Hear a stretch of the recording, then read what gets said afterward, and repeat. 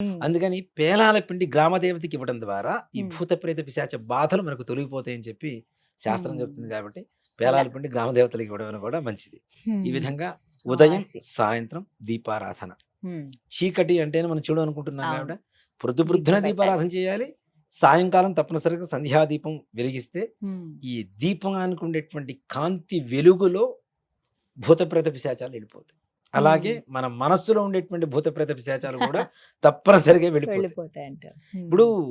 ఏదైనా పూజ చేస్తామమ్మా మనం. ఆ! పూజ చేసినప్పుడు కూడా ఉత్తిష్టంతు భూత పిశాచాః అని చెప్పి అక్షతల వాసన చూసి వెనకేసుకుంటాం గదా! వెనక్కేస్తాం. ఆ! వెనక్కి వేసుకుంటాం. ఆ! ఎందుకు వేసుకుంటాం అనేది కూడా మనం తొందరగా ఆలోచించం. ఆ! అక్కడ మంత్రం కూడా ఏం చెబుతుంది? ఉత్తిష్టంతు హ్మ్. లేవమని. హ్మ్. ఎవరిని? భూత పిశాచాః.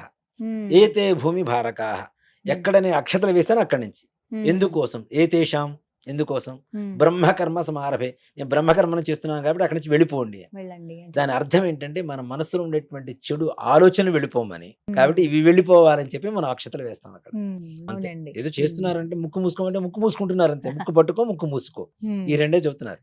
ఇవన్నీ మనం ఒక్కొక్కటి చేసుకుంటూ వెళ్దాం తప్పకుండా తప్పనిసరిగా. చేద్దామండి. ప్రతి చాలా ఒక్కళ్ళకి పరమార్థం తెలియాలి కూడా. ఉన్నటువంటి హ్మ్. విషయాలు కాబట్టి. మొత్తంగా అమావాస్య రోజు ప్రతి ఒక్కళ్ళు విధిగా పాటించవలసినవైతే ఇవి. ఈ నియమాలు. పితృతర్పణం తప్పనిసరిగా చేయండి. హ్మ్. వంశంలో బాధ అనేటువంటిది లేకుండా చేస్తాడు హ్మ్. పితృదేవతలైతే తప్పనిసరిగా. హ్మ్. శ్రీమాత్రే నమః! శ్రీ గురుభ్యో నమః!